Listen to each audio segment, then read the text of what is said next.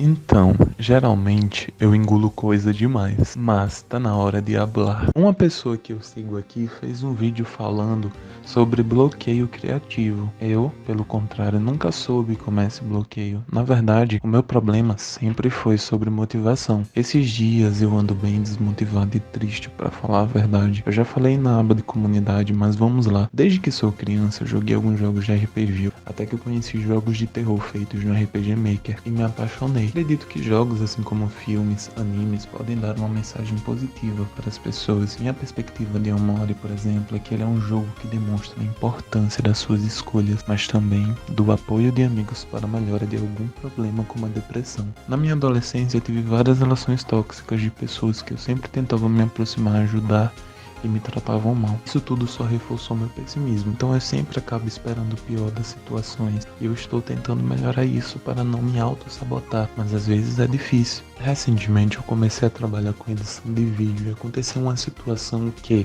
junto de alguns motivos pessoais, me deixou muito triste e desmotivado. Eu editei o vídeo de GTRP para uma pessoa, 3 vídeos, e ela só me pagou o preço de um vídeo. Me senti muito desvalorizado. Vocês acham que editar um vídeo é fácil? Não é. Quem dirá de GTRP? Eu gosto muito, mas haja sanidade mental para isso. Também comecei a estudar sobre marketing digital e graças a uma pessoa que eu sigo, chamada Kat, tenho aprendido muito e vendo resultado. Não é à toa que em meu canal secundário, agora que estou fazendo esse vídeo, tem 1.100 inscritos em apenas um mês. Mas me sinto muito desmotivado no momento para trabalhar com as pessoas e até para editar vídeos, principalmente relacionados para o público LGBTQI+. E agora vamos para outro ponto. A comunidade LGBT tem aquele ditado: ninguém solta a mão de ninguém. Mas para ser sincero, eu mudaria para todo mundo solta a mão de todo mundo.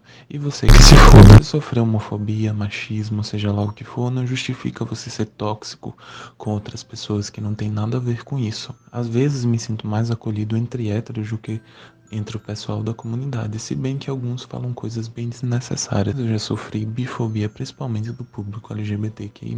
Ah, mas bifobia existe? Vamos lá, vou colocar os sites na descrição, notícias e artigos, já que minha experiência pessoal e vivência é insignificante, né? Segundo o site Tela Vida, de forma geral, os bissexuais apresentam níveis menores de aceitação familiar em comparação a gays e lésbicas. Pessoas bissexuais são alvos de discriminação tanto por parte de pessoas heterossexuais, assim como por pessoas gays e lésbicas. Segundo um TCC apresentado por Natália Nicásio de Freitas, chamado Preconceito contra Pessoas Bissexuais, Validação da Escala de Bifobia para o Contexto Brasileiro, a bissexualidade pode ser vista como ameaça ao padrão binário, justamente por incluir identidades que fogem da dicotomia da sexualidade, na qual a heterossexualidade encontra-se em um extremo e a homossexualidade no outro. E na pesquisa feita por ela, boa parte das pessoas dizem que quem é bissexual não consegue controlar seus impulsos sexuais. Engraçado que eu nunca assediei ninguém, mas já fui assediado várias vezes e tava até conversando com uma amiga bi que perdeu a conta de quantas vezes foi chamada para fazer sexo.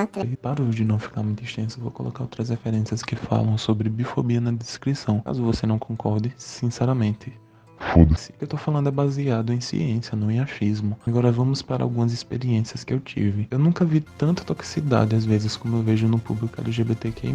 E eu fico muito triste. Já fui alvo de discriminação por ser sexual e também de assédio. Pessoas acham que só porque eu sou bi eu vou querer pegar todo mundo. E não é bem assim. Eu não fico com qualquer pessoa. Eu tava conversando com uma das minhas amigas, que considero como a irmã mais nova, e o irmão dela é gay. Ele é extremamente transfóbico e disse que ela era um gay afeminado e não uma mulher trans. Também já vi pessoas bissexuais sendo transfóbicas, homofóbicas e enfim. Eu mesmo já tive falas transfóbicas, mas evoluí e pensando de uma maneira positiva, acredito que todos podem, mas é uma escolha permanecer na ignorância ou evoluir. Falando sobre edição de vídeo, tudo bem, a minha edição não é perfeita, mas algumas pessoas não fazem uma crítica construtiva, como por exemplo minha colega Cat fez comigo, dando a sugestão de fazer mais cortes e buscar melhorar a qualidade do áudio de uma forma assertiva e madura. A pessoa chega e comenta simplesmente: demite aí esse cara que a edição dele tá uma bosta. Ou me dá um calote e não paga os vídeos que eu editei, como se fosse a coisa mais fácil do mundo. Se é um trabalho, eu tenho contas e coisas a pagar. Então pessoal, eu ando bem desmotivado, bem triste, mas na minha perspectiva a vida é feita de momentos. Agora eu estou triste, tenho que entender minha tristeza e me permitir isso, mas acredito que eu vou melhorar assim como eu estou melhorando. Só o fato de eu chegar aqui e falar sobre tudo isso, além de editar esse vídeo e postar, é um progresso pra mim. Mas comenta aí, você também se sente desmotivado às vezes? Já sofreu algum calote? Também acredita que a comunidade LGBTQI+,